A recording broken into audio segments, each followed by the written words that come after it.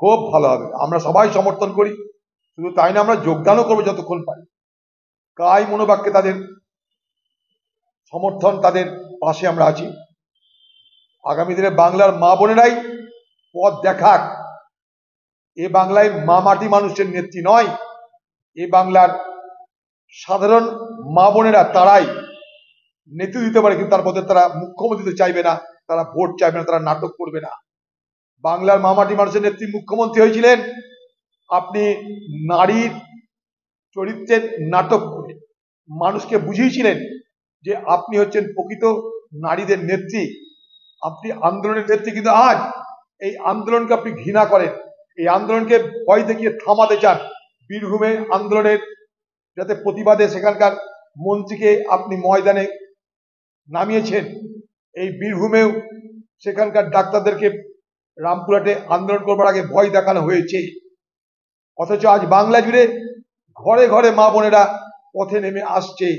গণেশ পুজোর দিনে দেখলাম যে সেখানটাই বিচার চাইছে, উই ওয়ান্ট জাস্টিসের স্লোগান।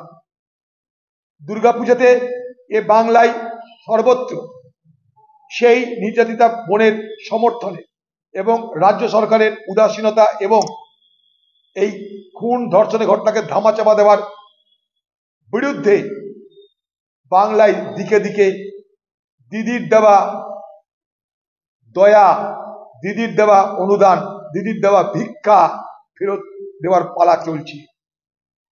কোথাও কোথাও মসজিদেও এই অপরাধীদের শাস্তি দেওয়ার জন্য শুক্রবার দুয়া দরজ হচ্ছে।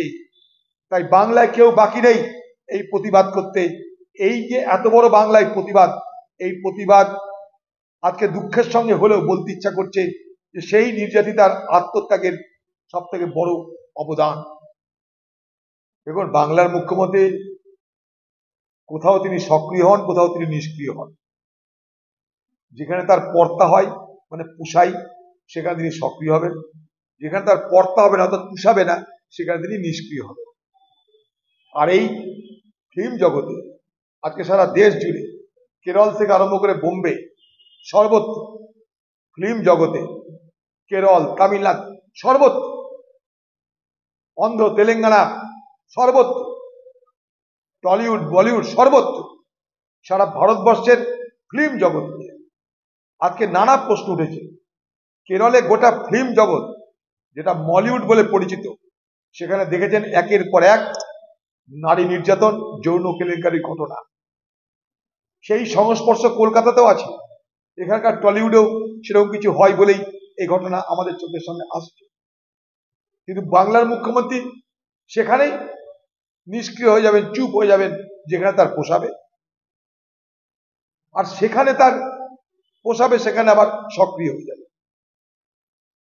অর্থাৎ লাভ ক্ষতি বিবেচনা করে এ বাংলার প্রশাসন এবং তার শাসক মমতা ব্যানার্জি এ বাংলায় আমার পোষালে আছি, আমার না পোষালে নয়, এই তত্ত্ব খাড়া করেছে।